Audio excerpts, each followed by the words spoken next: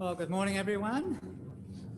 See, there's still lots of good creation going on the tables, recreating what has been spoilt, and that's really part of what the theme of our whole series is, which we'll come back to that a bit later on. I don't know why it is, but people tend to email me jokes, and a certain member of the band sent me one this week. I won't mention any names, but why did you send it to me, Craig? Because I'm funny or because I'm old? This old lady rang up her neighbour and said, look, I've got this jigsaw puzzle and I can't work it out. I'm really frustrated. Can you come round and help me? So he thought she sounded a bit stressed and he came round and he had a look. He had a look at the pieces on the table and he had a look at the box that had come out of. And he said to her, now listen, dear, I think no matter how hard we try to put these pieces together, we're not going to make it look like that giant rooster. So let's just have a cup of tea and put the cornflakes back in the box.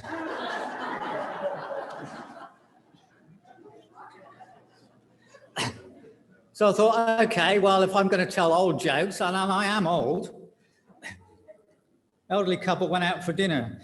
When they came out from the restaurant, there was a traffic warden writing a parking ticket. Here's a police joke. They went up to him and said, oh, come on, man, how about giving a senior citizen a break? He just ignored them and carried on writing the ticket. So the old man called him a jerk. He glanced at him and started writing another ticket for having worn out tires. The wife called him an imbecile. He finished the second ticket, slapped it on the windscreen and started writing more. This went on for about 20 minutes. The more they abused him, the more tickets he wrote. Finally, he finished, he sneered at them and walked away.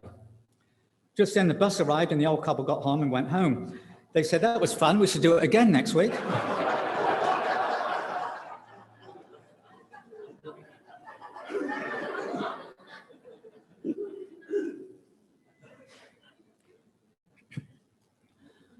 Prince Charles went into the nursing home.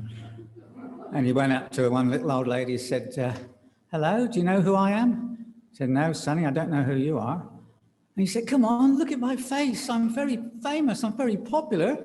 You must know who I am. No, she said, Sonny, sorry, I don't know who you are.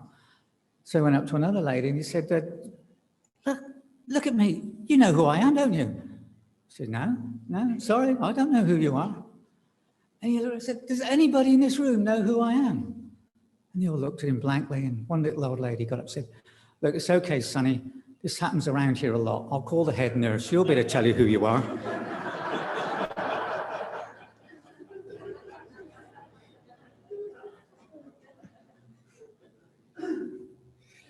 Okay, so last week we commenced our major series on, well, the whole of the Bible. We're going to go from creation to restoration, from Genesis to Revelation. And last week, we viewed the story of creation in the beginning. The scene is set, the story has begun, God's kingdom is established. But like all good stories, there are twists and turns along the way. He keeps us on the edge of our seats. Unexpected events, heroes and villains, triumphs and trials. And today our story takes one of those twists in which we see heroes fall and villains taking the upper hand. Yet nevertheless, weaving throughout the story is the big picture, where God, who began it all, is still in control. Following Act 1, the creation, God establishes his kingdom. We come to Act 2, the fall, rebellion in the kingdom. And that's the story behind the little modeling we did earlier. The creation is made, and you did some really innovative creating. But of course, along comes the villain, in this case, Will, typical, and destroys it. And God's creation gets distorted. At the end of Act 1, everything in the garden was lovely. The concluding words of Genesis chapter 2 read, "The man and his wife were both naked and they felt no shame." This is a picture of perfect innocence, contentment, happiness. But if we move into Genesis chapter 3, verse 1, the very first next verse, we meet the first villain of our story. "Now the serpent was more crafty than any of the wild animals the Lord God has made." Act 2 of our story, the rebellion, takes us from Genesis chapter 3 through to Genesis chapter 11. Now we're going to skim through that fairly broadly today. It's probably a section of the Bible that we could take a whole term just going through those passages, but that's not the purpose for this series that we're doing. But Act 3, the beginning of the restoration, commences in chapter 12, and Phil will be looking at that next week. So Genesis chapter 3 to 11, the rebellion. As we have just seen, it begins with the serpent, and I'm sure that we're all familiar with that part of the story. One of the first things we learn in Sunday school. The serpent beguiles the woman into questioning God and ultimately disobeys him. She then persuades the man to do the same.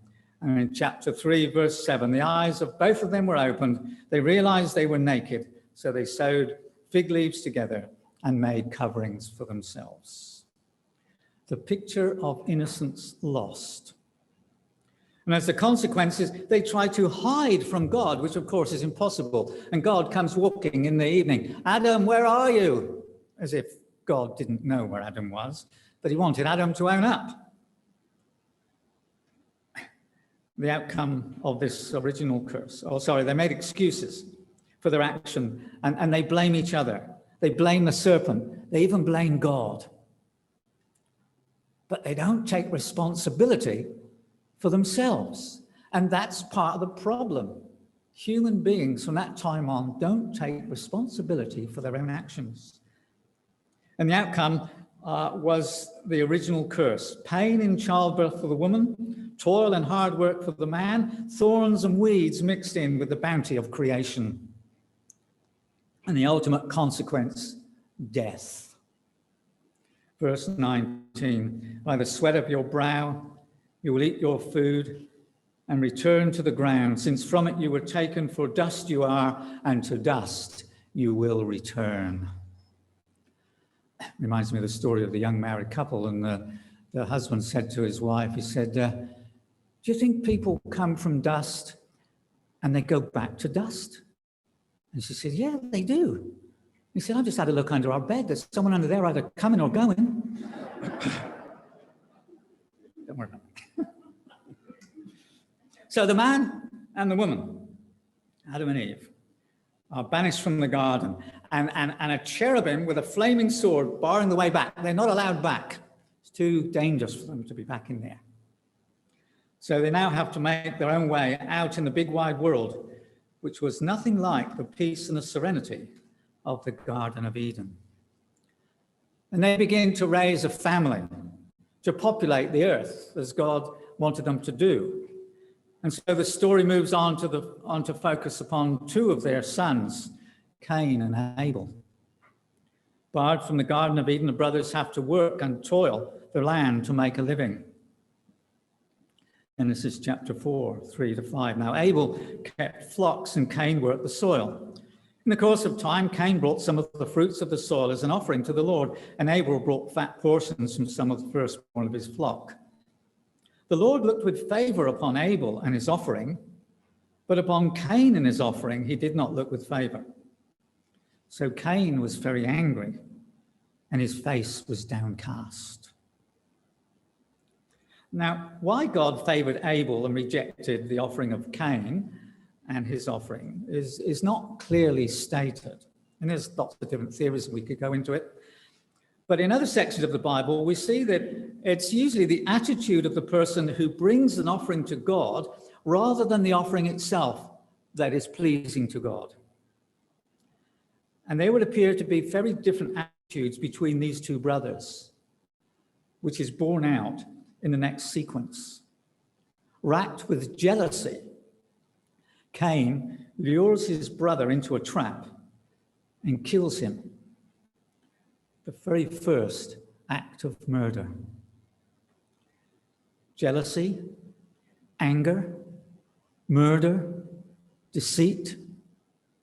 Evil is now rampant in God's world. And it all comes from the rebellion of men. And like his parents before him, when Cain is questioned by God, "Where is your brother?" we get again a denial of any wrongdoing with that famous of all quotes, "Well, am I my brother's keeper? Am I responsible? I don't care about anybody else. I only care about me. Am I my brother's keeper?"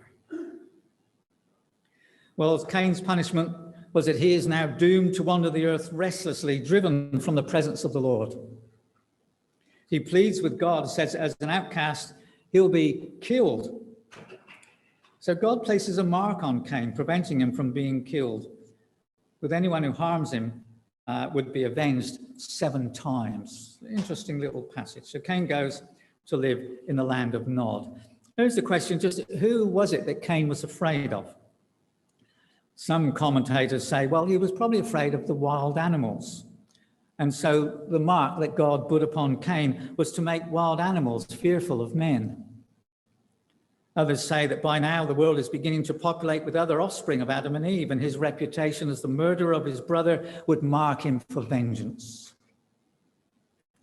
Whatever, he becomes an outcast. And he goes to the land of Nod, separated from God. Cain marries a wife who would no doubt have also been an offspring of Adam and Eve. And the world begins to populate. But it is a world that is beset by sin and corruption. The offspring of Cain are just as corrupt as he is. And we only move 5 generations down the track to hear his descendant Lamech saying to his wives, "Listen to me, my wives. Hear my words. I have killed a man for wounding me, a young man for injuring me." Someone upsets you. What do? Kill him. If Cain is avenged 7 times, then Lamech 70 times 7. The corruption is getting worse.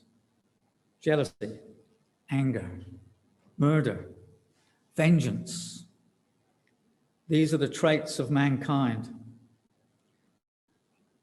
And there is still more corruption yet to come. The story moves on quickly. Genesis chapter 5 lists the generations from Adam through to Noah. If you read through, you will see that many of them lived very long lives and fathered many children. That's why the population is just growing and growing. Noah was 500 years old when he fathered 3 sons, Shem, Ham, and Jephthah. So don't worry if you think you're getting old. You can still father children when you're 500.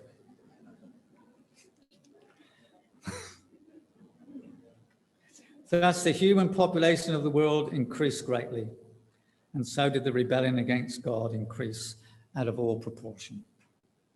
And the depth of the corruption and rebellion against God is highlighted at the beginning of chapter 6. Now, this is actually a very difficult little passage, and I'm not going to major on it too much. But when men began to increase in numbers on the earth and daughters were born to them, the sons of God saw that the daughters of men were beautiful, and they married any of them as they chose. Now, some people think that this means like the sons of God saw that the daughters of men were beautiful, and they think that it's angels mating with humans. That's actually, I don't think, possible. They're totally different species of creation. Although there is a theory that maybe fallen angels, demons, possessed men and mated with women and produced an offspring that the Bible calls Nephilim, powerful, evil characters. But the term son of God, as I say, can be confusing. And sometimes I think it's a reference, in fact, to the arrogance of men who raise their status up. Tribal leaders and kings would often call themselves God, the kind of divine kingship. We see this in many ancient cultures where the emperor is also the god.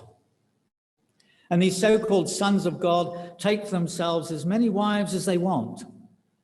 The original sort of harem culture, pride and dominance, lust and exploitation are added to the human psyche as the powerful exploit the weak, as the strong take what they want and don't care about anybody else. And the Lord saw how great the wickedness of the human race had become on the earth, and that every inclination of the thoughts of the human heart was only evil all the time. The Lord regretted that he had made human beings on the earth, and his heart was deeply troubled. So the Lord said, I will wipe from the face of the earth the human race I have created, and with them the animals and the birds and the creatures that move along the ground, for I regret that I have made them. But Noah found favor in the eyes of the Lord. One reasonably good man, one righteous man. Noah was the one who walked with God. And so with Noah and his family, God starts all over again, sending the great flood which wipes out the corrupt human population. Only Noah, his wife, his 3 sons and their wives survive to begin to repopulate the earth once again. God blessed Noah and his sons, saying to them, be fruitful and increasing number and fill the earth. God makes a covenant with Noah and his descendants that he will never again destroy the earth with flood. And the rainbow is placed in the sky as a sign of that covenant. And whenever I see the rainbow, it reminds me of that, and I hope it does you too. It is God's sign to human beings. And all the nations of the world descend from the 3 sons of Noah. And like the sons of Adam before them, they once again begin to spread out throughout the land. And chapter 10 of Genesis lists the nations that descend from each of the 3 sons of Noah. But the original corruption of the human race is still there, and it still runs thick within their veins. And so we come to the final act of rebellion in this second act of God's story. Now, the whole world had one language and a common speech. As people moved eastward, they found a plain in Shinar and settled there, and they said to each other, come, let us make bricks and bake them thoroughly. They used bricks instead of stone and tar for mortar. They're learning to create, to build, to become, in their mind, important. Then they said, come, let us build ourselves a city with a tower that reaches to the heavens so that we may make a name for ourselves, building great edifices to their own glory, so that we may make a name for ourselves, otherwise we will be scattered over the face of the earth. Mankind has learned to build, learned to create, and in their pride, they set about building this monument to their own ingenuity, a tower reaching up to heaven, almost thumbing their nose at God, saying, here we are. We don't need you. Look how clever we are. We can do whatever we like. But you can't do that to God and expect there will be no consequences. The Lord God came down to see the city and the tower that the people were building, and the Lord said, as one people speaking the same language, they have begun to do this, then nothing they plan to do will be impossible for them. Come, let us go down and confuse their languages so that they will not understand each other. So the Lord scattered them from all over the earth, and they stopped building the city. That is why it was called Babel, because the Lord confused the languages of the whole earth. From there, the Lord scattered them over the face of the whole earth. Have you ever heard the expression, I don't understand what you're talking about, it's just babble as far as I'm concerned? Well, that's where it comes from, where God confused the languages of people so that they wouldn't understand each other. Now, you might think I'm just babbling on up here, and I might finish soon, but that's what that Babel comes from. Mixing up of the languages and spreading them out so that there are different tribes and nations and tongues. And, I'm jumping really right forward now, but that's part of the bringing back together every tribe, every nation, every tongue. Well, it's a consequence of mankind's pride and arrogance in building the Tower of Babel. God scattered them all over the earth, mixed up their language so they will not be able to understand one another and collude together against God. So every tribe and every tongue is spread throughout the world. Mankind is in rebellion against God, and now they're in conflict with each other as well. And thus ends the second act of the drama, but all is not lost. For this section concludes with the birth of Abram, who will become God's new hero. And you've got to tune in next week for the third installment to find out how that happens. But it's an interesting note. I like to think of this. The Lord came down to the city and the tower that the people were building. See, in their minds, they're reaching up to God saying, look at how powerful we are. Look at how great we are. Look how we have outgrown our need of you. But God stoops down to look at them. And I imagine it's like a bunch of ants who build an anthill. And if they build their anthill, they think how mighty they are. And in their own little world, they are mighty. They build this great tower. And it would appear to be true how wonderful and mighty they are. But you and I can look down upon this anthill and see how small it is compared with the wider world, and how insignificant it is compared with the world in which we live. Now, mankind thinks they are mighty and have outgrown God. But our perspective is so small that God looks down upon the arrogance of the human race and the rebellion in their heart and sees how insignificant we really are in the context of his creation. I remember the story of the first man in space. He was a Russian cosmonaut. His name was Yuri Gagarin. If you're old enough to remember that, you're as old as I am. And his comment was, I've been to the heavens, God wasn't there. Otherwise, I would have seen him. Just another example of the total arrogance of the human race. So what have we seen in this act of rebellion? All the worst traits of human behavior and interaction with God and with themselves. We see how easily mankind is fooled into disbelieving God and then disobeying God. We've seen the rise of all the attitudes of jealousy and pride and anger and the outcome of murder. We've seen the denial of personal responsibility. We see the dominance of the strong over the weak. We see injustice, cruelty, exploitation. And we see a human race that thinks they have outgrown God and arrogantly thumb their nose at the Creator, who they consider no longer has any relevance in their life. Does it sound like a picture familiar to you?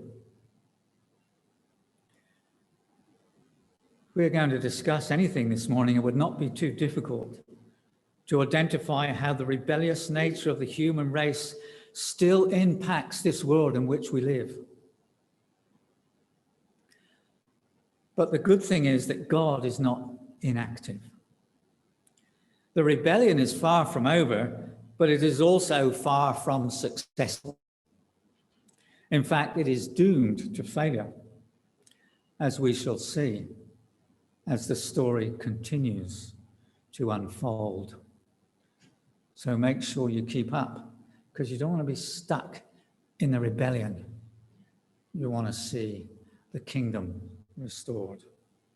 You might like to take a few moments to share some thoughts with one another at your table on this topic and how it impacts our lives today.